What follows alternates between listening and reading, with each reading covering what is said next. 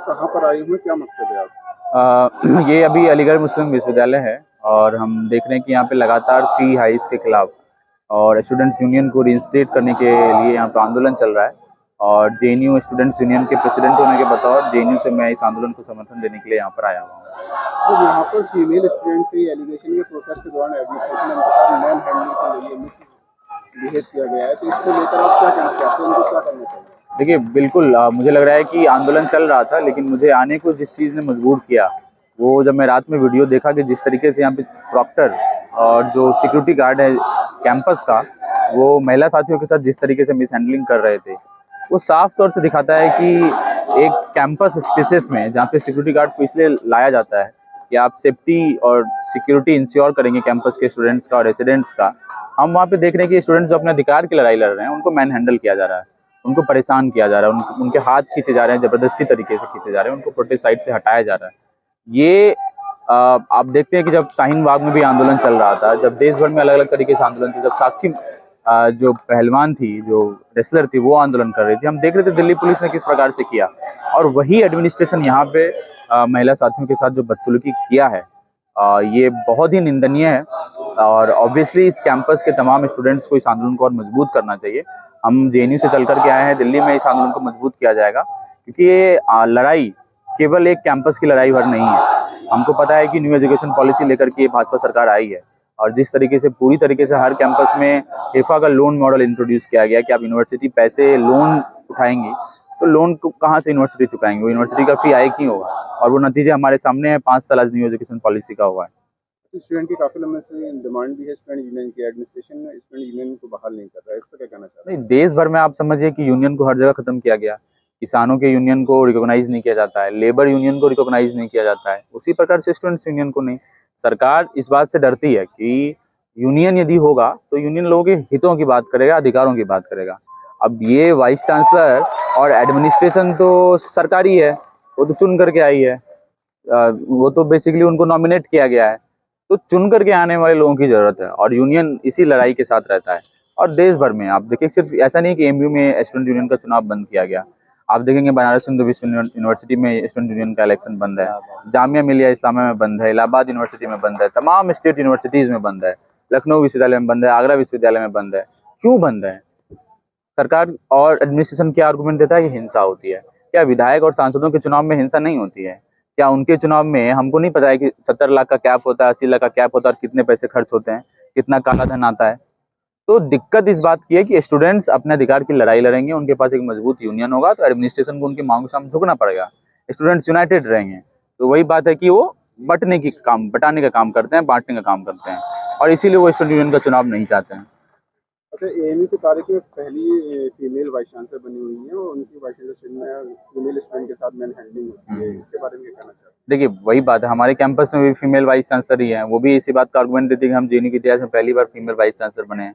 लेकिन वहाँ पे जीएस कैस जो gender sensitisation committee against sexual harassment, जिसको डिसमेंटल किया गया था, उनको अभी तक नहीं रीइंस्टेट करके ला पाई हैं। आईसीसी जो सेक्सुअल हैरेसमेंट के केसेस को डील करता है, वो एक बहुत ही करप्ट बॉडी है, एडमिनिस्ट्रेटिव पपेट बॉडी है, उसको दुरुस्त नहीं कर पा रही है।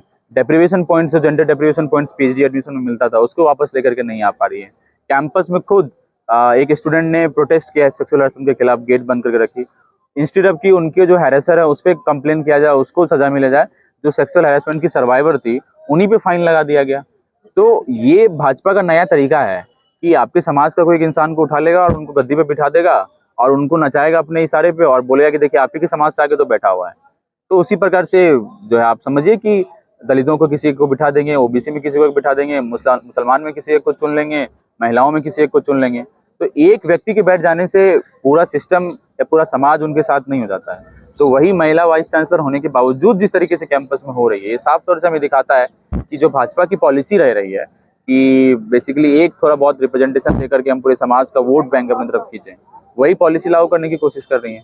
तो एएनयू या फिर मतलब जेएनयू स्टूडेंट एएनयू की इस लड़ाई को कैसे आगे बढ़ाएंगे, ये कैसे सपोर्ट करेंगे? कि मैं पहले भी बोला, अपने भाषण में बोला इस बात को कि एएमयू की लड़ाई केवल एएमयू की लड़ाई नहीं है, ये देश भर में फी हाइक हो रहा है। अभी जामिया में फी हाइक हुआ है, बनारस हिंदू विश्वविद्यालय में फी हाइक हुआ है, आपको डीयू में फी हाइक हुआ है, इलाहाबाद यूनिवर्सिटी में जब फी हाइक का आंदोलन चला तो सारे स्टूडेंट्स पे एफआईआर लगा कर उनको बाहर कर दिया गया, सस्पेंड कर दिया गया। तो ये देश भर का आंदोलन है और हम उम्मीद करते हैं कि एएमयू का आंदोलन इतना बड़ा बनेगा कि ये पूरे देश भर का आंदोलन बनेगा, और उसको मजबूती देने के लिए, उसको स्ट्रेंथ देने के लिए हम यहाँ पर आए हैं और उम्मीद करते हैं कि इस आंदोलन को हम एनईपी के खिलाफ का आंदोलन बनाएंगे। न्यू एजुकेशन पॉलिसी जो देश भर में शिक्षा का एक बाजारीकरण, निजीकरण कर रही है, उसके खिलाफ का ये आंदोलन बनेगा। आज हम जेएनयू से चलते हुए अलीगढ़ मुस्लिम यूनिवर्सिटी में आए हुए हैं और यहाँ पर आप देख रहे होंगे कि पीछे किस तरह से पिछले आज चौथा दिन है, यहाँ के स्टूडेंट जो है वो फीस वृद्धि को लेकर अपने प्रोटेस्ट में जुटे हुए हैं। हम देख रहे हैं कि किस तरह से एडमिनिस्ट्रेशन और पूरा सिस्टम जो है, जो तकरीबन कहीं ना कहीं 80 से लेकर 85% फीस तक बढ़ा दी गई। 12,000 जिस कोर्स की फीस थी वो आज 20,000 रुपये पहुँच रही है। तो हमारी ये मांग है कि जहाँ शिक्षा की जब हम बात करते हैं तो हमारा ये नारा है कि शिक्षा पर जो खर्चा हो बजट का 10वां हिस्सा हो, लेकिन उसके साथ कहीं ना कहीं उन तमाम लोगों से, समाज से आने वाले उन शोषित वंचित लोगों से शिक्षा का अधिकार छीनने का एक रास्ता है, जिस पर ये हुकूमत पिछले 11 सालों से 2014 में जब से आ रही है, मुसलसल उस रास्ते पर चल रही है कि कोई भी ऐसा व्यक्ति, कोई भी ऐसा शख्स, कोई भी ऐसी बच्ची वो एक निचले समाज से आकर एक ऊंची जगह पर ना बैठने पाए, और उन्हें किस तरह से एक ऐसे सिस्टम में धकेल दिया जाए कि जो आज 2.5% लोग ब्राह्मणवाद की जो आज सत्ता चल रही है, जो मनुस्मृति को ये लागू करना चाहते हैं, जिसमें ये होता है कि अगर ये किसी के साथ बलात्कार करते हैं तो उसमें उनके धर्म की जो वो अपेक्षा है वो बराबर रहती है। तो इन सारी मानसिकताओं के साथ वो लोगों से शिक्षा का अधिकार छीनने के लिए हर मुमकिन जो भी प्रयास हो सकता है उस पर वो पूरी तरह से अपनी नाकाम कोशिशों के साथ बढ़ते हुए चले जा रहे हैं। तो हमारी ये लड़ाई उस वक्त तक जारी रहेगी जब तक कि इस कैंपस की जो पुरानी फीस थी उसकी बहाली ना हो जाए, क्योंकि हम देख रहे हैं उसकी मिसाल पड़ी हुई है। 2019 में जब जेएनयू जैसे कैंपस पर इनके नापाक इरादे बढ़े और वहाँ पर 300% फीस बढ़ाने की बात की गई, लेकिन छात्र उतरे, वो सड़क से लेकर एमओयू तक गए और उन्होंने नारा दिया था कि ना 10 इंच बैग, 1 रुपये की भी बढ़ोतरी हम नहीं होने देंगे। उसके साथ साथ वो चीज़ें वापस ली गई और आज तक उसी 268 रुपये में जो जेएनयू का छात्र पढ़ाई कर रहा था वो पढ़ाई कर रहा है।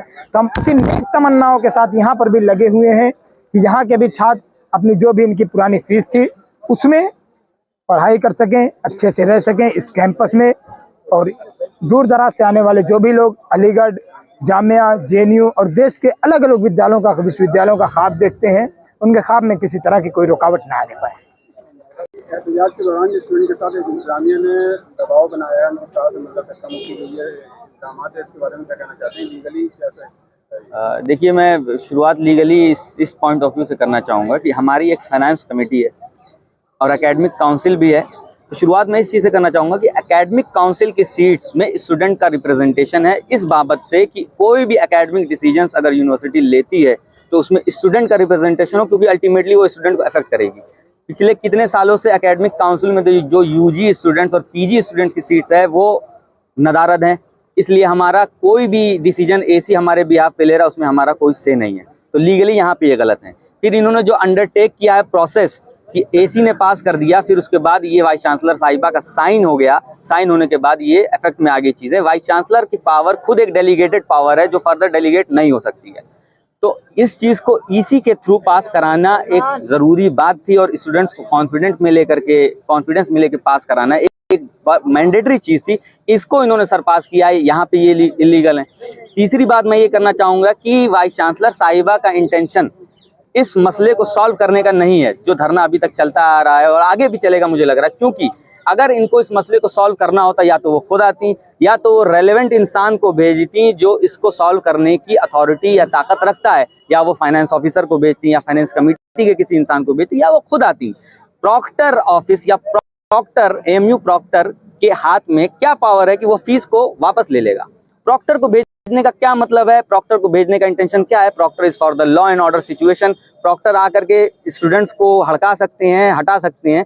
अगर इनका इंटेंशन साफ होता, क्लियर होता, तो प्रॉक्टर की दीवार को हटा करके खुद सामने आती और इस मुद्दे को सॉल्व करती, डायलॉग करती, डिस्कशन करती। क्या जरूरत थी कि योगी आदित्यनाथ से डायलॉग और डिस्कशन करने के लिए 1.5 महीने का टाइम लेकर के वो लखनऊ पहुंच जाती हैं? लेकिन अपनी 100 साल बाद पहली महिला वाइस चांसलर होने के बाद उन्हीं के वुमेन्स कॉलेज और उन्हीं की जेंडर की जो महिलाएं हैं उनके साथ इतना बुरा बर्ताव होता है, उनका वो हाल लेने भी नहीं आती हैं। यहाँ पे लड़के रातों रात रह रहे हैं उनके गद्दे छीन लिए जा रहे हैं, उनके खाने के सामान छीन लिए जा रहे हैं, ये करबला बना दिया गया है, पानी रोक दिया जा रहा है। तो हम आपसे ये आपके माध्यम से पूछना चाहते हैं कि अगर उनका इंटेंशन क्लियर है तो ये चीज़ें सामने क्यों आ रही हैं? अगर ये चीज़ें आएंगी तो मैं आपको यकीन दिलाना चाहता हूँ कि ये लड़ाई यहाँ तो आगे चलेगी और देश की बाकी जो सेंट्रल यूनिवर्सिटीज़ या इंस्टीट्यूशंस हैं वहाँ भी हम कांटेक्ट में हैं, वहाँ भी ये बात आगे जाएगी और फिर हम यूनिवर्सिटी से बात नहीं करेंगे, ये बात सिर्फ सरकार से और प्रेसिडेंट से या एग्जीक्यूटिव से होगी।